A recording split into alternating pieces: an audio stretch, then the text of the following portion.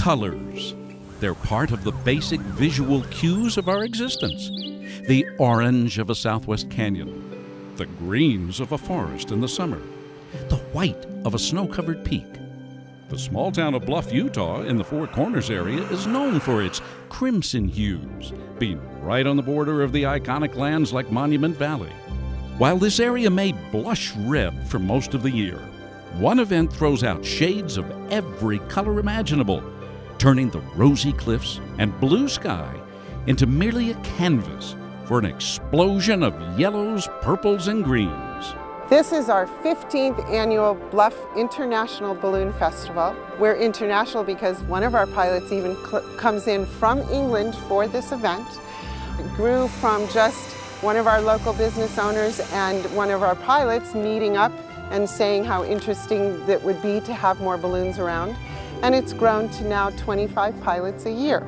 Today was a nice day to fly, and we did several hops, so we stopped and changed fuel tanks and changed passengers and had a nice day of flying. We're probably about 500 feet over the ground. At one point we went up over the cliffs there, maybe we're just 50, 60 feet over those cliffs. Hot air balloons have been around for centuries, giving families the thrill of flight, but in a way unlike any other that exists in our modern world. Here, over Bluff, these 84,000 cubic foot envelopes billow and soar quietly through a world of impressive beauty, all during this 3-day festival. The bulk of the flying takes place in the mornings, when the temperatures and air currents are consistent and calm. As the sun slowly rises, caravans of trucks rush after the balloons prepared to help them land, no matter where the wind takes them. I'm part of the chase crew, so we get the truck cranked up and chase the balloon, and wherever the winds take it, we chase it. And when we flew on, we went out across an area that didn't have any roads. We knew that there was roads quite a ways out there, but we call that adventure ballooning. It's a very unique experience. Ballooning is a very unique form of aviation, and we don't have a steering wheel. We don't have a stick and rudder. We don't have a rotor. You're just up there in a gondola, just floating in the air, adding heat as you need to pick that elevation and accordingly that direction, and then come in and make a soft landing. But the event is about more than just drifting through the stratosphere. One of the highlights actually takes place on the ground Saturday night, as a couple of dozen balloons glow in the darkness to the thrill of children and adults alike.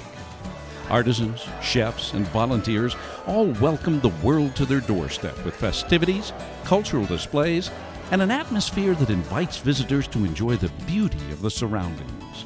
We've filled our day with events. We have a wonderful arts festival going on where artists from the local Four Corners region come through and sell their crafts.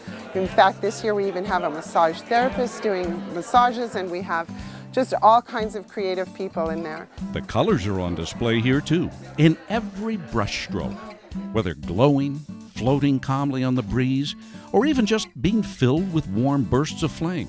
These hot air balloons change the way people think about Bluff, even if it's only for a few days.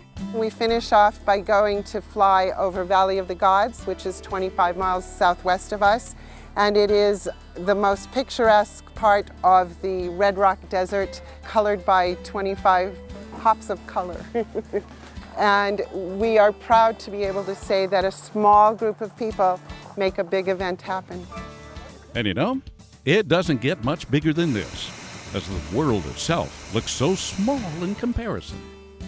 For At Your Leisure, I'm Terry Wood.